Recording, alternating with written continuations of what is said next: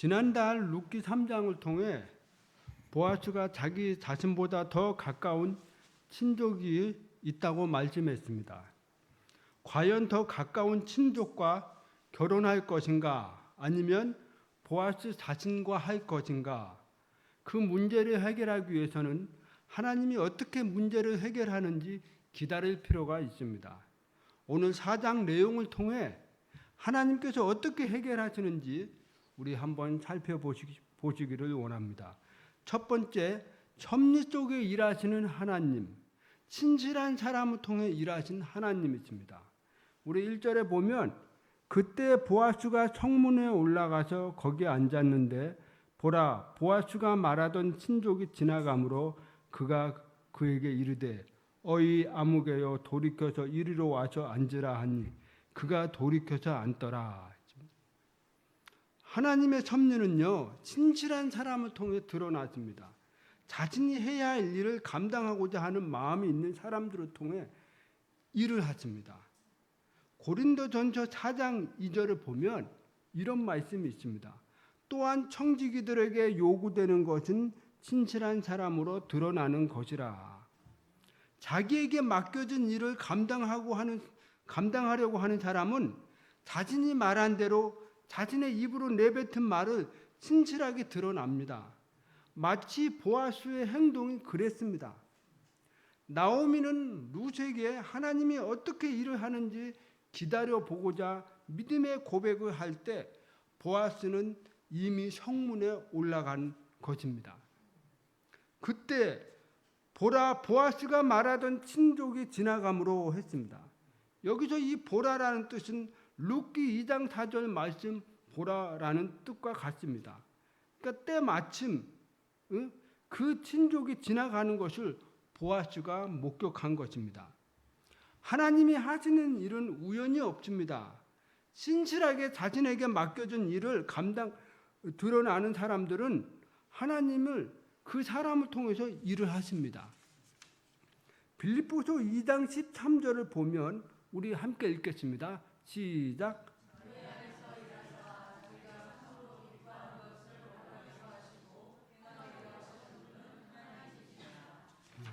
하나님은 신실한 사람을 통해 일을 하십니다.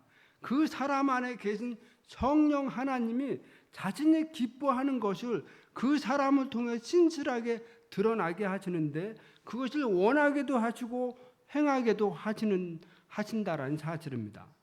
하나님은 룻의 결혼 문제를 해결하기 위해서 보아스를 통해 일을 하시는 것입니다. 보아스는 때마침 지나가는 그 친족에게 성문을 앉으라고 말하고 2절에 보면 친족 외에 도시의 장로들을 앉게 하십니다. 또 그가 도시의 장로 10명을 데려다가 이르되 당신들은 여기 앉으라 하니 그들을 앉더라 했습니다. 그 당시 성문은 법적인 문제를 의논하고 집행하는 사법 처리 중심지 역할을 했습니다. 그때 고대 도시에서는 성문의 가장 중요한 법정이었습니다. 그래서 이 신실한 사람은 그 법정에서 어떻게 일을 하는지 한번 살펴볼 필요가 있습니다. 3절과 4절을 읽어보면 그가 그 친족에게 이르되 모압 지방에서 되돌아온 나오미가 우리 형제 엘리멜렉 땅을 팔므로 내가 내 백성의 장로들 앞과 거주민들 앞에서 그것을 사라고 말하여 내게 알려주려고 생각하였노라. 내가 그것이 물으려면 물으려니와 내가 물으지 아니하려거든 내게 구하여 내가 알게 하라. 너 외에는 그것을 물을 자가 없으며 너 다음은 나니라 하며 그가 이르되 내가 그것이 물으리라 하니 했습니다. 보아스는요, 이 더 가까운 친족에게 엘리멜렉 땅을 물으게 하며 끊어진 가문의 상속을 회복하려고 공개적으로 성문 법정에서 법적으로 해결하려는 책임 있는 장면을 보여주고 있는 것입니다. 보아스는 이 이야기를 듣고 가까운 친족은 내가 그것을 물으리라 라고 말을 합니다. 그런데 5절에 보면 보아스는 친족에게 좀 더 자세하게 설명을 하고 있습니다. 그때 보아스가 이르되 내가 나오미의 손에서 그 밭을 사는 날에는 죽은 자의 아내인 모압 여인 룻에게서도 반드시 그것을 사서 그 죽은 자의 상속 재산을 위하여 그의 이름을 일으켜야 할지니라 하니라 했습니다. 보아스는요, 유산 무르기를 땅만 아니라 사람 룻도 함께 책임을 져야 한다고 지금 말을 하고 있는 것입니다. 한마디로 나오미에게 밭을 사는 날에는 죽은 자의 말론의 아내 룻도 책임져야 하고 그 죽은 자의 상속 재산을 위하여 그의 이름이 있는 가문을 일으켜야 한다고 말씀하고 있는 것입니다. 가까운 친족이 그 말을 들었을 때 어떤 생각을 했을까요? 6절에 이렇게 말합니다. 그 친족이 이르되 나는 내 상속 재산을 손해가 있을까 염려하여 나를 위해 그것을 물을 수가 없나니 나의 물을 권리를 내게 취하라. 나는 그것을 물을 수 없노라 하니라 했습니다. 친족이 보아스의 말을 처음 들었을 때는요, 자신이 모르겠다고 말씀하고 있습니다. 그런데 좀 더 자세하게 설명을 하고 듣고 보니 이 더 가까운 친족 아무개가 마음이 바뀐 것입니다. 룻과 결혼하는 것은 그 결혼으로 인해 태어날 아들로 기업을 잇게 하는 것을 의미합니다. 이렇게 하는 것은 자신의 부의 일부분을 나누어 주는 것입니다. 왜냐하면 자신의 자본을 들여서 그 밭을 사야 하고 그런 다음 그 밭은 룻의 아들에게 상속해야 하기 때문입니다. 자신의 유산이 많아진 게 아니라 감소하는 것입니다. 그래서 그 손해를 염려하여 유산 물을 권한을 보아스에게 넘기려고 하는 것입니다. 또 보아스는 룻의 모압 여인임을 명확히 밝힙니다. 친족은 룻의 이런 배경에 주목했을 거라는 사실입니다. 우리 성경에서 모압에 대해서 어떻게 설명하고 있을까요? 신명기 23장 3절을 우리 함께 읽겠습니다. 시작.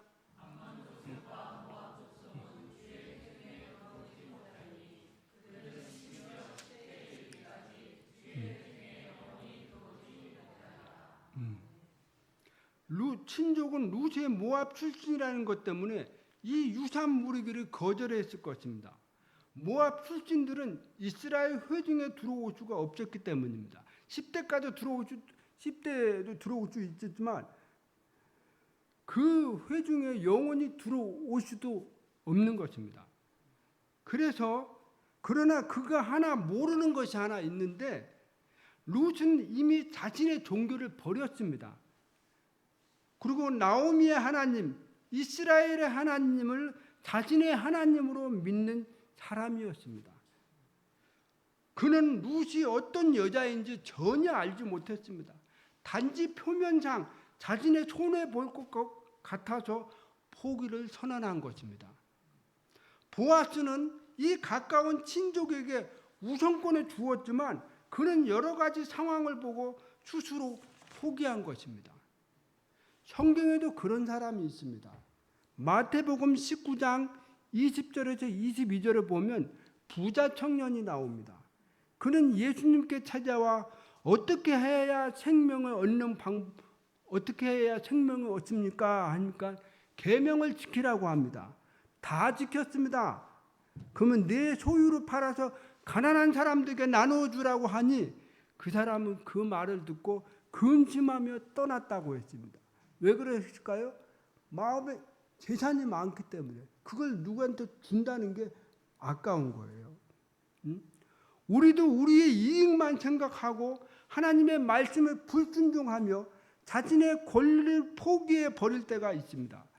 결국 이 친족은 자신의 권리를 포기하고 보아스에게 양도하려고 합니다. 7절과 8절을 우리 한번 같이 읽겠습니다. 시작.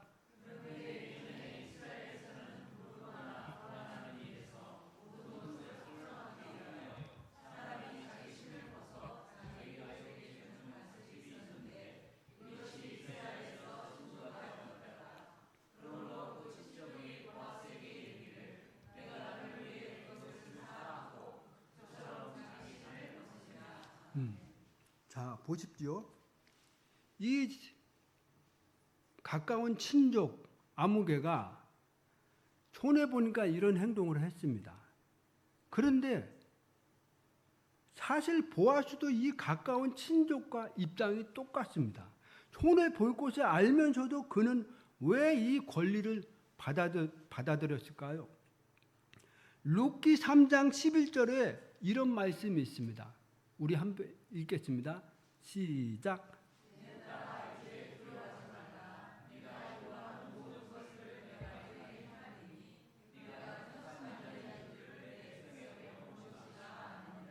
예. 룻에게 이렇게 약속을 했기 때문입니다. 그는 이렇게 약속을 지키는 진실한 사람이었습니다. 룻기 4장 4절에 보면 보아스는 처음부터 가까운 친족에게 이렇게 말합니다. 너 외에는 그것을 물을 자가 없으며 너 다음은 나니라 하며 했습니다. 보아스가 이렇게 반복적으로 말하는 이유는 율법을 지키겠다는 믿음의 의지가 있었기 때문입니다. 비록 손해를 볼 수도 있지만 하나님의 말씀을 지키겠다는 것입니다. 우리도 그렇습니다. 우리가 하나님의 말씀대로 살고 싶은데 이 말씀대로 하자니 손해 볼 것 같고 말씀을 안 지키면 자신에게 손해가 없을 것 같습니다. 그럼에도 불구하고 우리는 선택해야 합니다. 우리는 손해를 보더라도 하나님의 말씀을 지키는 사람이 되어야 한다라는 사실입니다. 두 번째는요, 증인들 앞에서 결혼의 선포와 축복의 화답이 있습니다. 보아스는 증인들 앞에서 선포합니다. 9절에서 10절에 보면 보아스가 장로들과 온 백성에게 이르되 내가 엘리멜렉에 있던 모든 것과 기론과 말론에게 있던 모든 것을 나오미 손에서 산 일에 관하여 너희가 이날에 증인이 되었고 또 내 말론의 아내 모압 여인 룻을 사서 내 아내로 삼고 그 죽은 자의 상속 재산을 위하여 그의 이름을 일으켜서 죽은 자의 이름이 그 형제들 가운데서와 그의 처소와 청문에 끊어지지 않게 하였으니 너희가 이날에 증인이 되었느니라 하며 했습니다.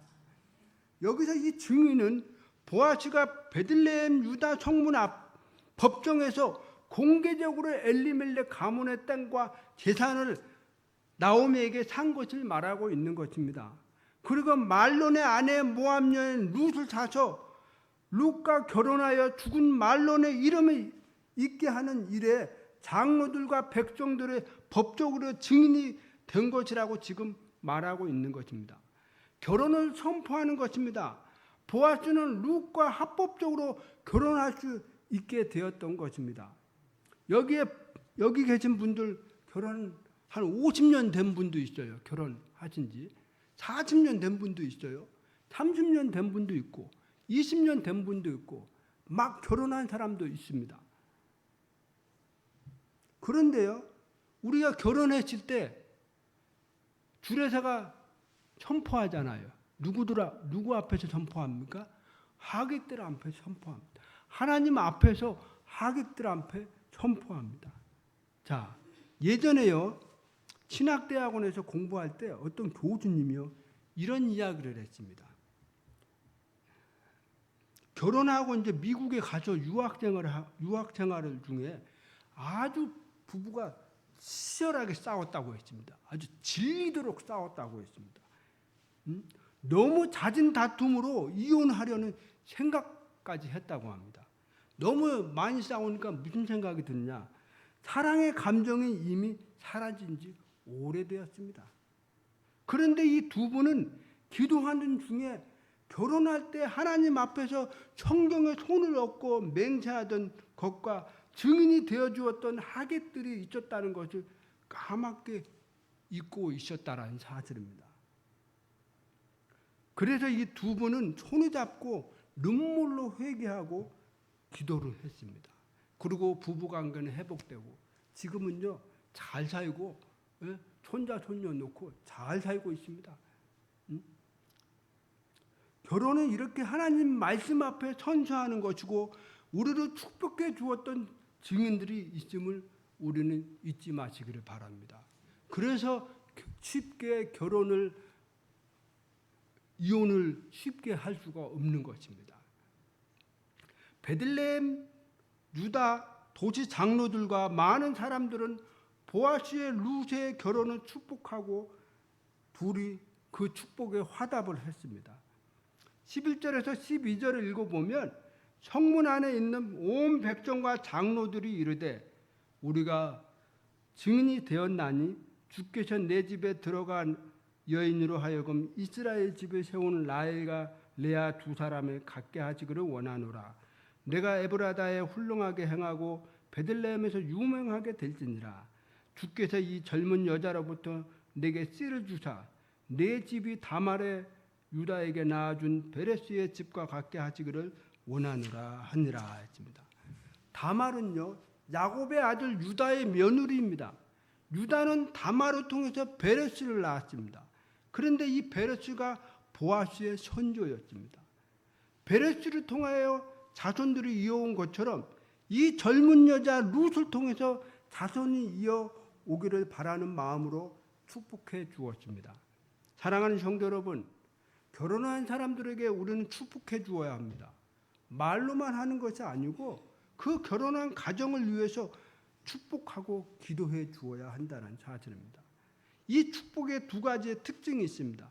하나는 자손이 번성하고 또 그 결혼한 가정에 훌륭한 자손들이 나오기를 바라는 마음으로 축복한 것입니다. 고린도전서 10장 24절에 보면 각각 다른 사람이 잘 되기를 구하라라는 말씀이 있습니다. 새로 시작하는 믿음의 가정이 잘 되기를 구하는 것이 하나님이 기뻐하십니다. 우리 반석 청소 침례교회가 지금 계속해서 젊은 부부들이 결혼해서 믿음의 가정이 나와야 되는데 그게 그렇게 쉽지 않습니다. 그래서 우리가 중보 기도를 할 때 자녀들을 위해서 결혼을 위해서 믿음의 가정을 세우고 믿음의 후손들이 퍼질 수 있도록 이런 축복의 기도를 우리가 줄기차게 열심히 해야 할 필요가 있는 것입니다. 에브라다의 베들레헴은 똑같은, 그리고 11절에 말하는 이 에브라다와 베들레헴은 무슨 의미일까요? 미가서 5장 2절을 우리 함께 읽겠습니다. 시작.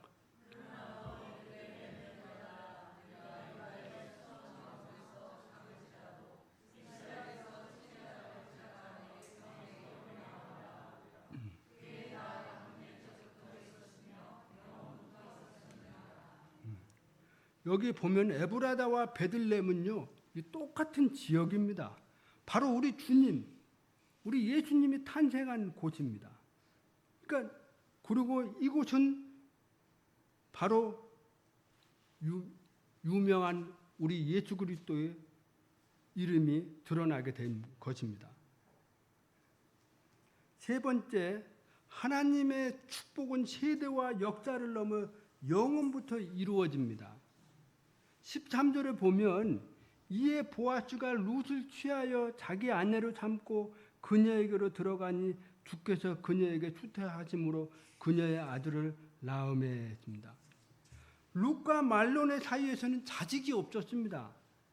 오르바도 기론 사이에 자식이 없었습니다.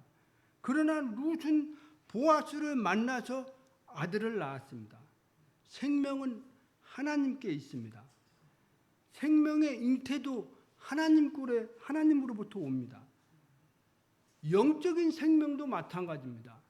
영적인 생명도 우리가 복음을 통해서 거듭난 영적인 생명도 하나님으로부터 나옵니다. 그렇기 때문에 우리 교회가, 우리 반석교회가 영적으로 새로운 영혼들을 출생할 수 있도록 그 부분을 위해서 기도해야 할 필요가 있습니다. 14절과 16절을 읽어보면 베들레헴 안에 여인들이 하나님의 높여드리는 것을 볼 수가 있습니다. 여인들이 나오미에게 이르되 주를 찬송할지로다. 그분께서 이날 너를 친종 내게 내버려 두지 아니하셨도다. 그의 이름이 이스라엘에게 유명하게 되기를 원하노라 했습니다.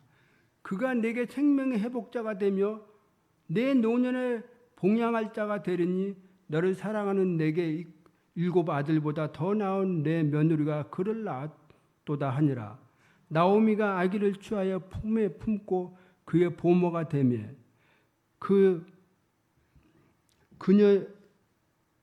그녀의 이웃 여인들이 아이에게 이름을 주며 이르되 나오미에게 아들을 태어났느니라 하였습니다. 자손이 이을 수 없는 이 엘리멜렉 가문을 우리 주님께서 다시 회복을 시켜주셨음을 찬양하고 있는 것입니다. 여기서 이 생명의 회복자라는 뜻은 돌아오게 하다라는 뜻입니다. 직역하면 내 생명이 돌아오게 하는 자라는 뜻입니다.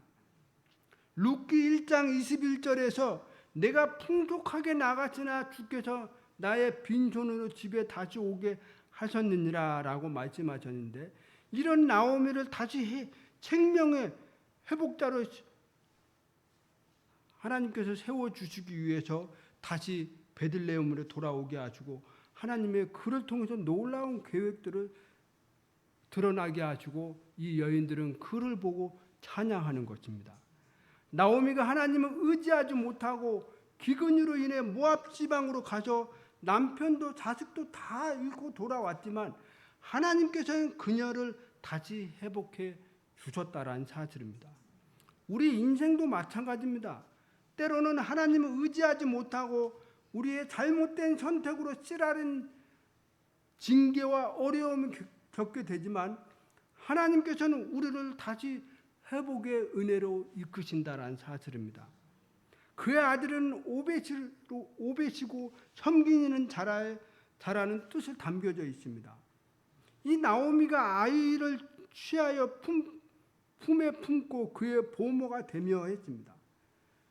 우리가요 영혼들을 기도로 품고 복음으로 낳아서 마음으로 키워야 합니다. 우리가 자식들을 엄마 10개월에서 출산하잖아요. 근데 입양된 애들은 뭘로 출산하신지 아십니까? 마음으로 낳았습니다. 이 나오미가 마치 그렇게 했다라는 사실입니다.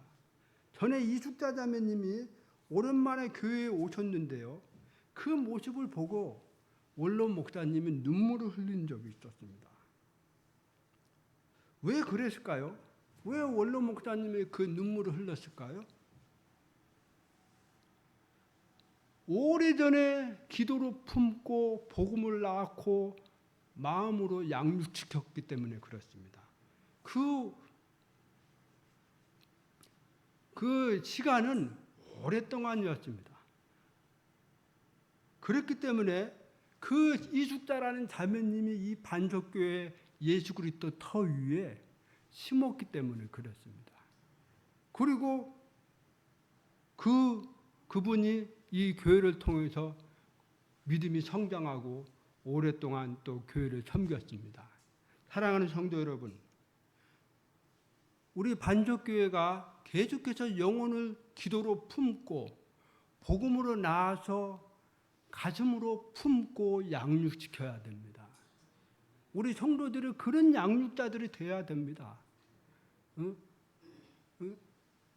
진용철 목사님께서 보모처럼 영적인 목자처럼 아비처럼 키웠기 때문에 그런 거 된 것처럼 우리 반석교회 성도님들도 그런 자세로 키워야 된다는 사실입니다. 그래야만 이 빈자리가 채워집니다. 한 영혼이 세워지는 것은 금방 뚝딱 세워지는 것이 아닙니다. 많은 기도와 많은 노고와 많은 노력이 필요합니다. 거기에 하나님의 은혜가 들어갑니다. 그래야만 이 빈자리가 채워질 수가 있는 것입니다. 17절에 보면 그녀의 이웃 여인들이 그 아이의 이름을 주며 이르되 나오미에게 아들이 17절 하반절을 보면 그의 이름을 오벳이라 하였는데 그는 다윗의 아버지인 이새의 아버지라 했습니다. 오벳은 바로 다윗의 할아버지이시고 이새의 아버지로 등장합니다. 다윗이 이렇게 태어났고 그의 계보가 예수님의 탄생까지 이어지게 되는 것을 보게 됩니다. 사랑하는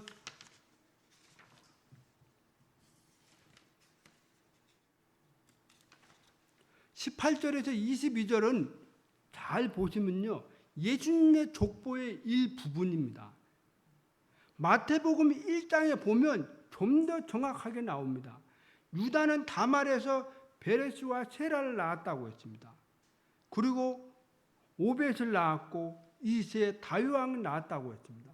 그리고 훗날 요셉과 마리아를 통해 예수님이 탄생했습니다. 아브라함부터 예수님까지는 42세대인데 그 기간은 2100년 기간입니다. 하나님의 축복은 여러 세대를 뛰어넘어 역사를 만들어갑니다. 그리고 족보를 통해 하나님이 하신 일들이 어떻게 역사를 만들어가는지 구약을 통해 우리는 알 수가 있는 것입니다. 족보 안에 사람과 사람이 이어지는 과정에 수많은 인생의 스토리가 있습니다. 보아스와 오벳, 이세, 다윗, 그 외에 수많은 사람들을 거쳐서 예수님까지 온 것입니다. 또 2000년이 흘러서 오늘날 우리에까지 온 것입니다. 그래서 우리가 예수님의 복음을 듣고 예수님의 그 십자가의 은혜로 구원을 받을 수가 있었던 것입니다. 많은 어려움이 있었고 많은 사단의 방해와 공작이 있었습니다. 그러나 하나님은 그 세대를 뛰어넘어서 놀랍게 하나님이 하신 일을 통해서 오늘날 많은 사람들이 예수님을 통해서 구원을 받을 수가 있었던 것입니다. 성도 여러분, 오늘 이 하나님의 말씀을 통해서 무엇을 알게 되었습니까? 하나님께서 당신의 일은 신실한 사람을 통해 이루어 가시고 드러나십니다.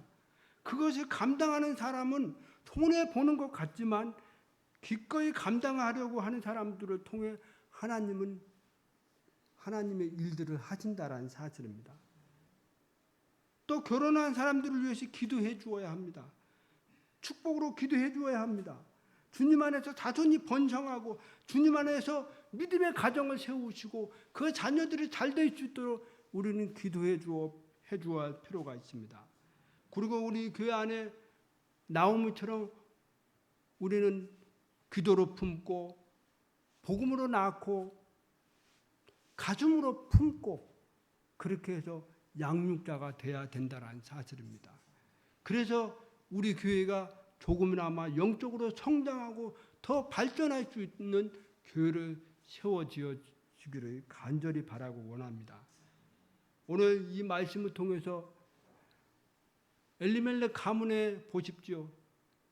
절망 가운데 쓰러져 가고 완전 소망이 끊어진 가정이었지만 하나님께서 나오미에게 시 소식을 줌으로써 다시 베들레헴 유다로 돌아오게 하시고 또 만남이 이루어졌습니다. 룻과 나오미, 룻과 보아스의 만남입니다. 그리고 또 하나님께서 그들을 통해서 결혼과 응답을 주시고 또 맨 마지막 4장에 이런 놀라운 역사들이 이루어졌습니다. 우리는 그냥 짧은 1장에서 4장을 보지만 그 이어지는 과정을 하나님의 은혜가 없으면 이루어 줄 수가 없는 것입니다. 여러분들의 인생도 마찬가지입니다. 저와 여러분의 인생도 때로는 절망 가운데 있지만 하나님께서 다시 회복시켜 주시고 다시 그 자리를 세워주시고 그 자리를 통해서 또 하나님이 하시고자 하는 일들이 있다라는 사실입니다. 그걸 통해서 하나님은 여러분들을 통해서 영광을 받으시고 우리 하나님은 여러분들에게 생명의 회복자로 세워주실 거라고 믿습니다. 기도하시겠습니다.